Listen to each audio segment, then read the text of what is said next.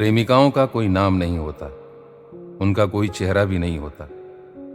प्रेमिकाओं का नाम जोर से नहीं पुकारा जाता, सार्वजनिक स्थानों पर उन्हें अनदेखा किया जाता है। प्रेमिकाएं एकांत की साथी होती हैं, जहां फुसफुसाया जाता है उसका नाम, चेहरे को कहा जाता है चांद।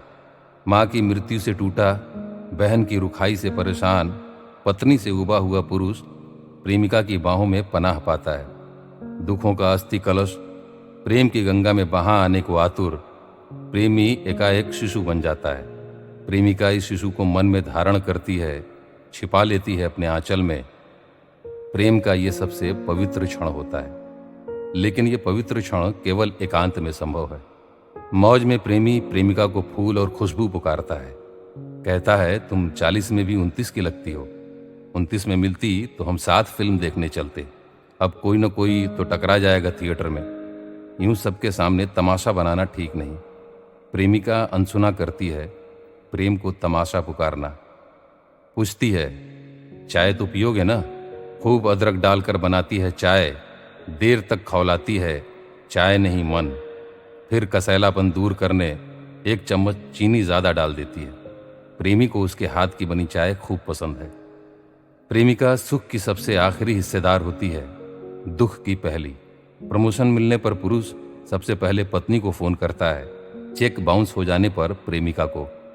प्रेमिका पूछती है कितने पैसों की जरूरत है, कहो तो कुछ इंतजाम करूं? प्रेमी दिल बढ़ाकर इनकार करता, नहीं मैं तो बस बता रहा, तुमसे पैसे कैसे ले सकता हूं। प्रेमिका को जाने क्यों ख्याल आता पैसे प्रेम से अधिक कीमती हैं। वो कहना चाहती है सुनो, प्रेम दे दिया फिर पैसा क्या चीज है, लेकिन कहते कहते रुक जाती। ये फिल्मी डायलॉग सा सुनाई देता है। इस उम्र में ये चोंचलेबाजी अच्छी नहीं लगती। कभी अचानक मॉल में प्रेमी के टकरा जाने पर वो देखती है उसकी अनदेखा करने की कोशिश, लेकिन पहचान लेती है प्रेमी की पत्नी। वो जानती है उसे सहकर्मी या पुराने दोस्त के रूप में। पूछती है कितने दिनों बाद मिली हैं आप, कैसी हैं, क्या कर रही हैं आजकल? प्रेमिका बिल्कुल नज़रअंदाज करती है प्रेमी को। उसकी पत्नी का हाथ पकड़ करती है कुछ बातें, फिर जल्दी का बहाना बना निकल जाती है बाहर। अगले दिन प्रेमी बताता है पत्नी कह रही थी आजकल उसके रंग ढंग बदले बदले से हैं। छेड़ में कहता है मेरे प्रेम ने तुम्हें रंगीन बना दिया। प्रेमिका नहीं बताती कल लौटते में उसने फिर रुलाई पर काबू किया। बस निकाल लाती है प्रेमी के फेवरेट कलर की टी शर्ट जो कल खरीदी थी मॉल से। निकलते निकलते प्रेमी कहता है सुनो, घर जा रहा हूं, अब मैसेज मत करना।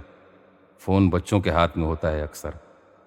जाते हुए प्रेमी का माथा चूमने को उद्यत प्रेमिका पीछे खींच लेती है कदम। कार में बैठते ही प्रेमी भेजता है कोमल संदेश। फिर कोई जवाब न पाकर सोचता है अजीब होती हैं ये प्रेमिकाएं भी। सच, कितनी अजीब होती हैं प्रेमिकाएं।